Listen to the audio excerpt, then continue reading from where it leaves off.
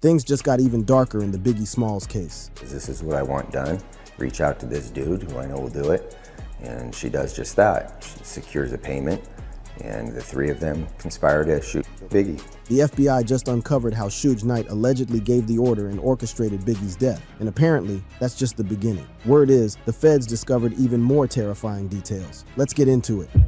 Caught up in the game, the feds' investigation. While Death Row Records was running the charts in the mid-1990s, behind the scenes, a darker story was unfolding. The tragic deaths of Tupac Shakur in 1996 and Notorious Big, Christopher Wallace, 1997 cast a long shadow over the hip-hop world, with rumors and accusations flying about who might have been behind the hits. At the center of many of these theories was Suge Knight. The FBI has been on Knight's case for years, particularly looking into the murders of Tupac Shakur and Notorious B.I.G. These investigations have spawned numerous theories and allegations, some pointing straight at Knight's potential involvement. Let's start with what we know about Pac's murder. On September 7, 1996, Tupac caught bullets in a drive-by in Las Vegas while sitting in a car driven by Knight. Knight also caught some lead, getting grazed by a bullet in the head. This fact has been used by Knight and his supporters to argue that he couldn't have been involved in setting up Tupac's murder, as he was also in the line of fire. In his interviews, Knight has consistently maintained that he did everything possible to protect Tupac that night.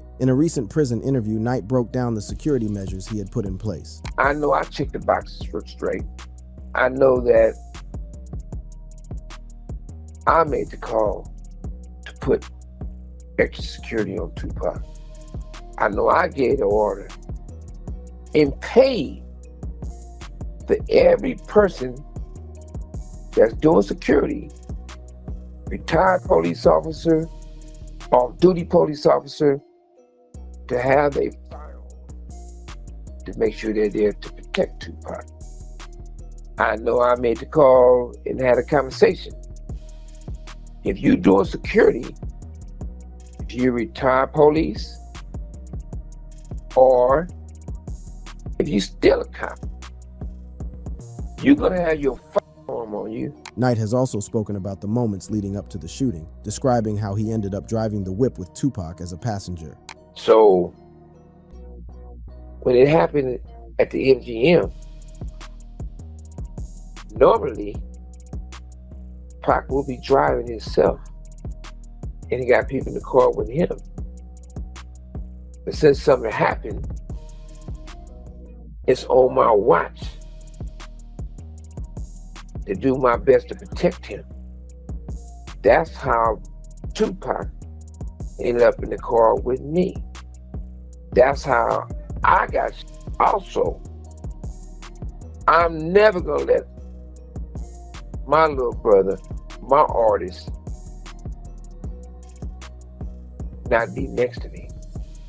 Because if they're in another car, I can't really do nothing to help them. For years, the main suspect in Tupac's murder was Orlando Anderson, a Southside Crips gang member who had gotten into a scuffle with Tupac earlier that evening at the MGM Grand Hotel. A 2002 Los Angeles Times investigation implicated Southside Crips, with Anderson as the shooter, and criticized Las Vegas police for mismanagement. However, in a more recent development on September 29, 2023, Dwayne Keefe D. Davis got locked up and indicted for first-degree murder in connection with Tupac's death. He pleaded not guilty on November 2nd, 2023, with a trial delayed to February 9th, 2026. This arrest represents one of the biggest developments in the case in years. Knight has spoken about his reaction to the altercation with Orlando Anderson, the man who many have accused of being Tupac's killer. In a recent interview, Knight addressed the confrontation between Tupac and Anderson at the MGM Grand. Well, the truth of the matter,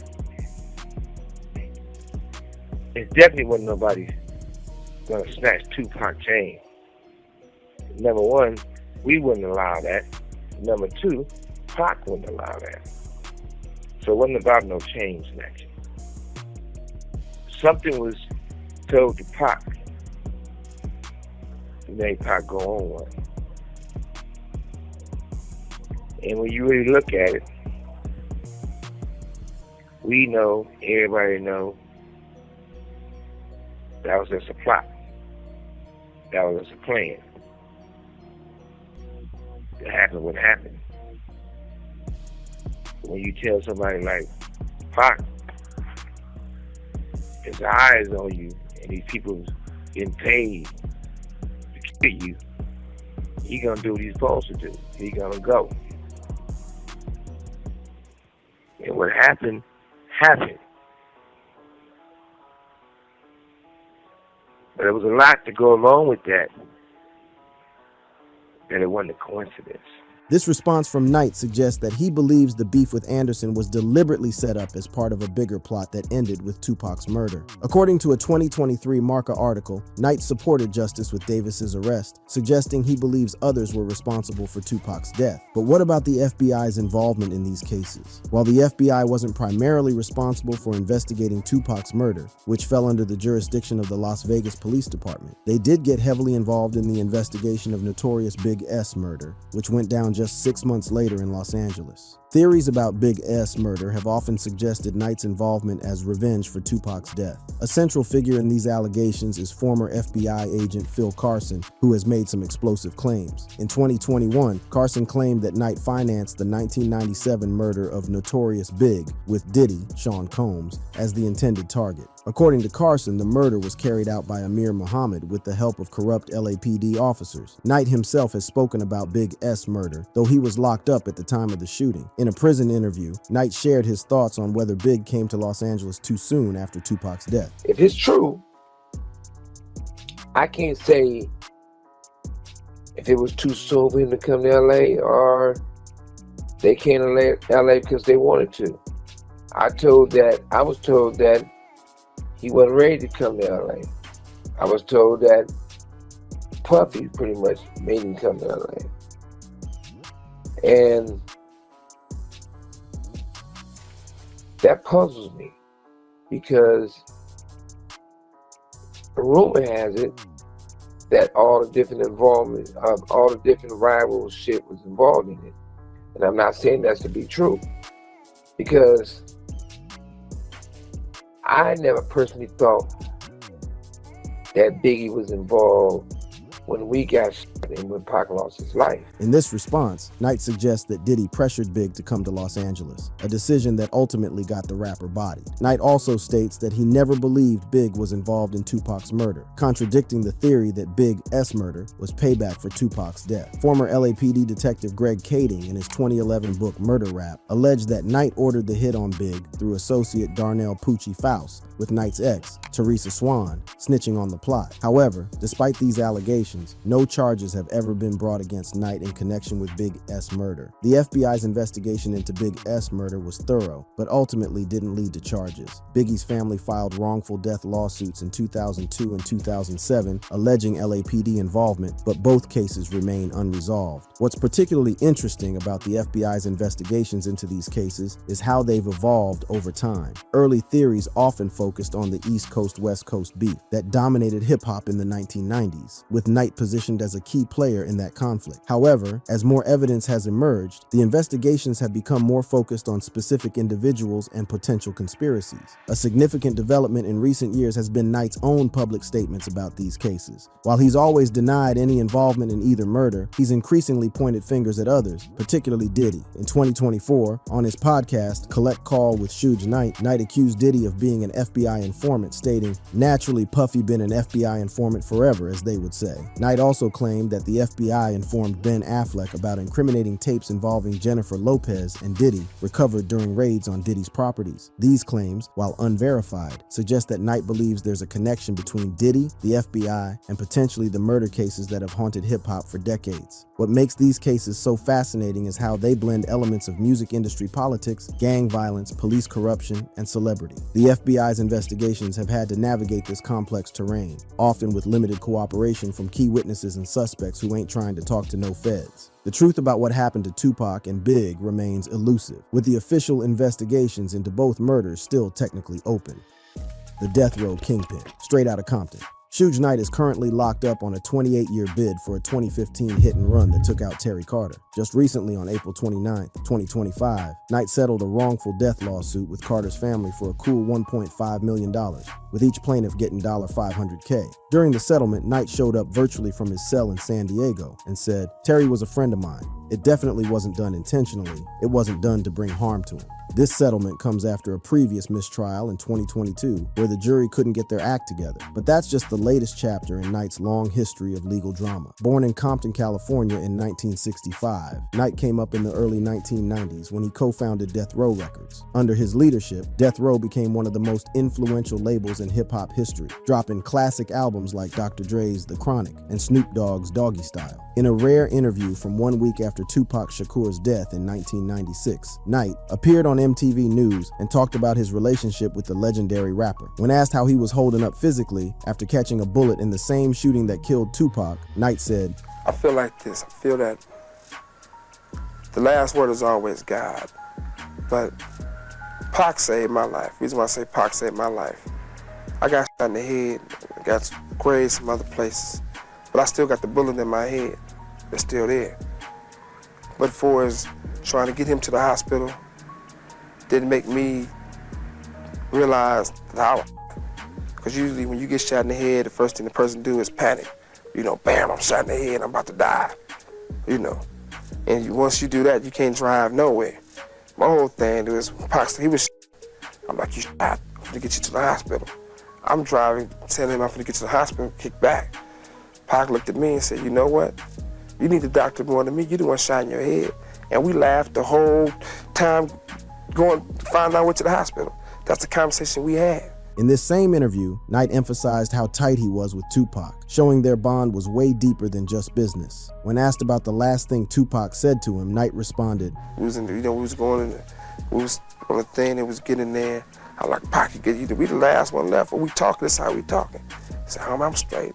I love you, homie, I'm gonna be straight. I love you too. Woo, woo. That's what it was. This public image of Knight's relationship with Tupac has been his consistent narrative for decades. But behind the scenes, Knight's management of Death Row Records was reportedly straight gangsta, with his business practices often called out for violence and intimidation. This mix of business smarts and street tactics helped Death Row become a powerhouse in the music industry, but it also planted the seeds for the drama that would follow. Knight's beef with the law didn't start with the 2015 incident. His rap sheet includes multiple assaults, parole violations, and financial disputes spanning decades. In 1992, he caught a case for assaulting 2 rappers at a Hollywood studio, resulting in 5 years probation. In 1996, he got sent to the pen for violating that probation by jumping Orlando Anderson alongside Tupac Shakur, which resulted in a 9-year bid, though he got out early on August 6, 2001. Knight's time at Death Row wasn't just marked by legal troubles, but also by some serious allegations about the company's finances. In one of his recent prison interviews, Knight addressed claims by Michael Harris and Lydia Harris that they had founded or co-founded Death Row Records. I know there's been a lot of stuff about Michael Harris and Lydia Harris has something to do with Death Row. It's not true. When I first met Lydia Harris, she came with my homie. It's like a brother of mine, Ryan Brown. She was looking for tracks because she wanted to be a singer. So Ryan Brown brings her by the studio. Said, Death Row was already up and going. A lot of songs was already done. And I had a group called the Convicts, 3-2 and Big Mike. All around the world for those dudes. They was the ones who run the word Big Baby to our artists. They were signed to Rap A Lot. Knight has always maintained that he built Death Row from scratch all by himself. In the same interview, he stated, Michael Harris is a fake nigga, period. Every person want to take away that what I built and what Death Row stood for. Death Row stood for black owned. Death Row stood for West Coast. One of the biggest moves in Death Row's history was Knight signing Tupac Shakur in 1995. Knight has often spoken about how he held Pac down when the rapper was locked up facing serious charges. In his prison interview, Knight described the first time he went to visit Tupac in prison. Now this is the thing. There's no way to my knowledge that Tupac ever been violated in prison. When I went to go see Pac for the very first time, and it was his wife named Keisha who made sure I went to go visit him. When I went to go see Pac, It wasn't even about signing him to death row or getting him out of prison. I went to go visit him because he said he needed to see me. When I went to go visit Pac, he said he was never going to rap again. It's over. He said he had no bread. His mother didn't have a place to live. He had something he's publishing. He'll do whatever. And I told him, no, I ain't going to take advantage of it when he's up against it. And he should never say he would never rap again. He's too much credible of a rapper. He got too much influence. When asked about putting up the bail bread for Tupac, Knight broke down how the money situation worked. That was me 1,000%. How that works is this. I got to deal with Interscope. When I came to Interscope was on their way out. If you go before me doing a deal with Interscope, nobody can tell you who Interscope was, Ted Fields, or Jimmy out there. Not no black man. Like I told Interscope, not only will I make Death Row worldwide, I'm going to make Interscope worldwide. The Chronic was already done. 187 on the Undercover Cop was already done on that soundtrack before I even went to Interscope. My situation with Interscope is this. They basically work for me.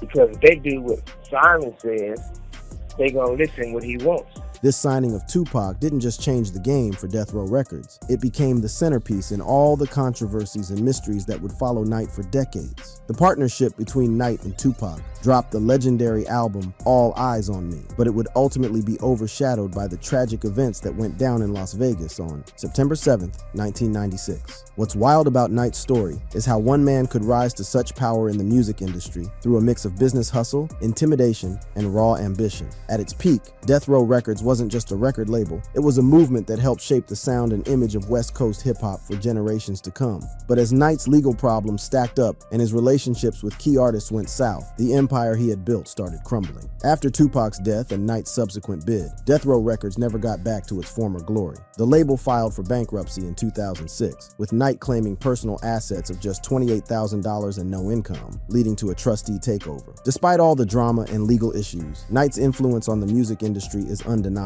He created a platform for some of hip-hop's most influential artists and played a major role in the genre's evolution from underground movement to global cultural force.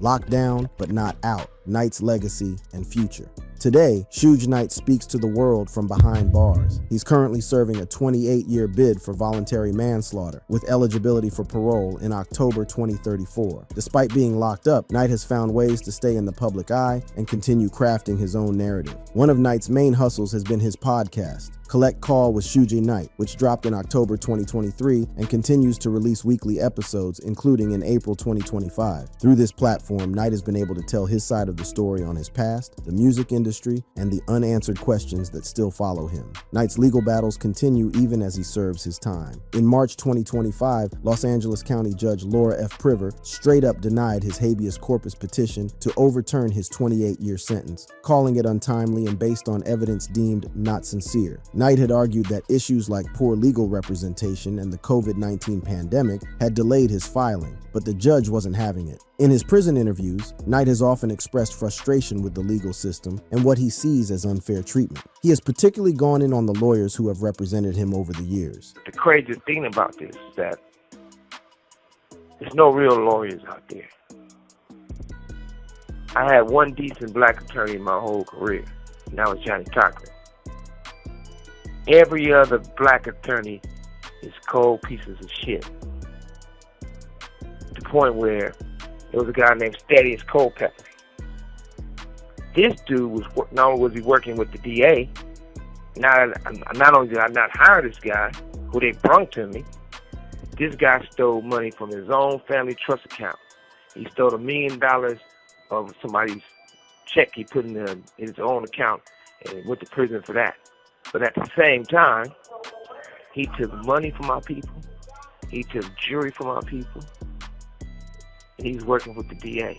point where there was a guy named Stadius Culpepper. This dude was working with the DA now. Not only did I not hire this guy who they brought to me, this guy stole money from his own family trust account. He stole $1 million of somebody's check he put in his own account and went to prison for that. But at the same time, he took money from our people, he took jewelry from our people, and he was working with the DA. Despite his legal struggles, Knight continues to claim his innocence in many of the cases against him, particularly the 2015 hit and run that landed him his current bid. During the recent settlement of the wrongful death lawsuit related to that incident, Knight stated, "Terry was a friend of mine. It definitely wasn't done intentionally. It wasn't done to bring harm to him," suggesting that he still views the incident as an accident rather than a crime. Knight's time in the pen has also given him a chance to reflect on his past relationships and business dealings. He's been especially vocal about his relationships with various artists from Death Row's prime, often calling out those he feels switched up on him or Tupac. In a recent interview, Knight spoke about Snoop Dogg, one of Death Row's most successful artists, and accused him of not being present during a confrontation between Tupac and Nas.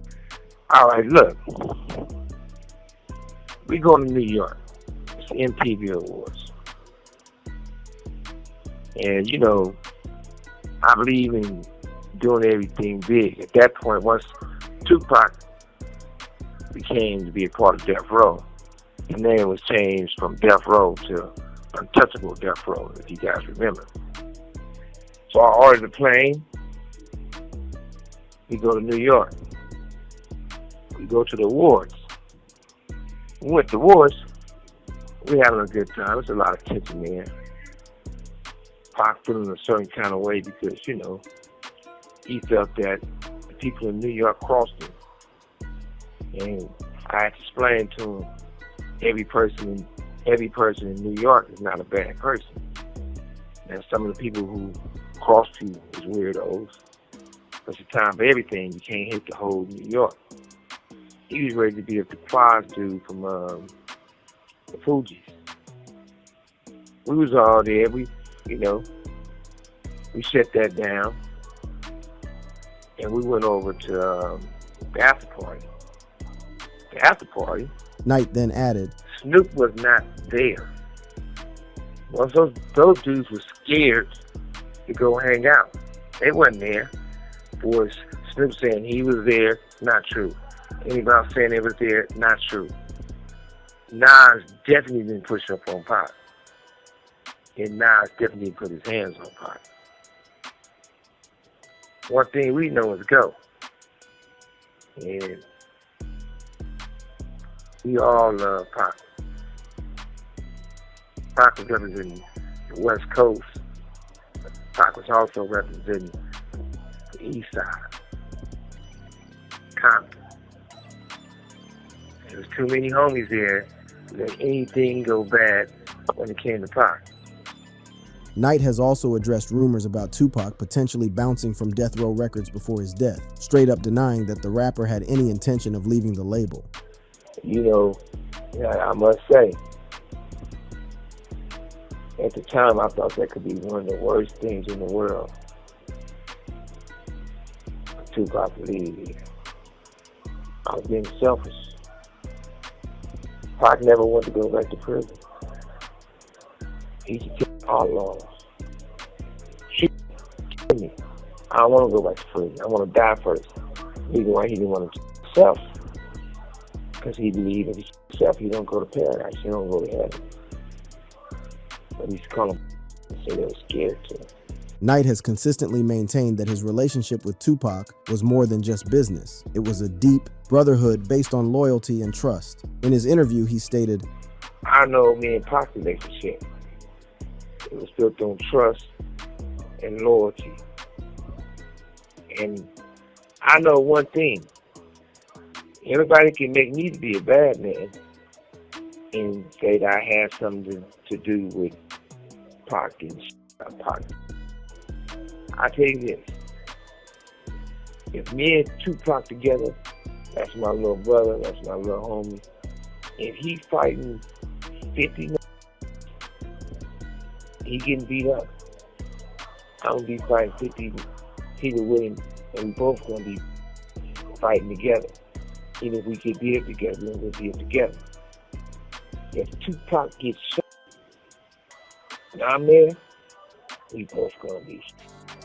Despite Knight's continued claims of innocence and loyalty, his rep has been permanently damaged by decades of controversies and legal issues. The once powerful music mogul, who helped shape the sound of 1990s hip-hop, now speaks to the world from a prison cell, his empire long gone and his legacy complicated. But what is Knight's true legacy? Is he, as his supporters might argue, a visionary businessman who created opportunities for black artists and executives in an industry that often excluded them? Or is he, as his critics contend, a ruthless opportunist who used intimidation and fear to build his empire, only to see it crumble under the weight of his own actions? The truth, as with most things in Knight's story, is likely somewhere in between. There's no denying Knight's impact on the music industry. Death Row Records changed the game for hip-hop, introducing the world to artists who would become legends and producing albums that continue to influence the genre decades later. At the same time, Knight's business practices have been widely criticized, with allegations of violence, intimidation, and financial mismanagement dogging him throughout his career. His lengthy criminal record and current imprisonment suggest that there's truth to at least some of these allegations. What's particularly fascinating about Knight's story is how it connects with so many other narratives in hip-hop history: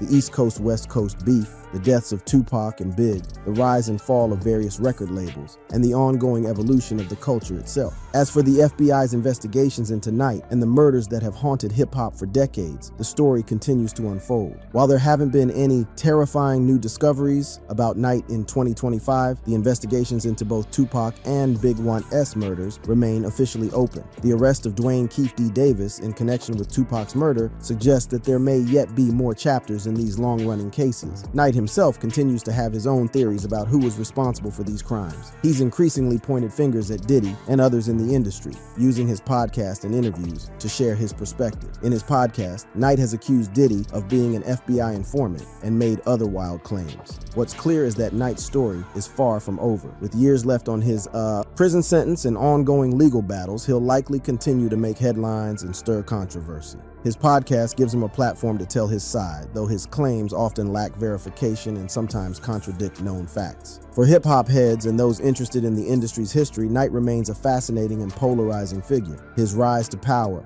his role in some of the genre's most iconic moments, and his dramatic fall from grace form a narrative that's straighter than fiction. But for those directly affected by the violence and controversies that have surrounded Knight, particularly the families of Tupac, Big, and Terry Carter, the story is far more personal and painful. The search for truth and justice continues, even as Knight serves his time in the years past. Thank you for watching. If you enjoyed watching this video, click on one of the boxes playing on your screen to watch more similar content.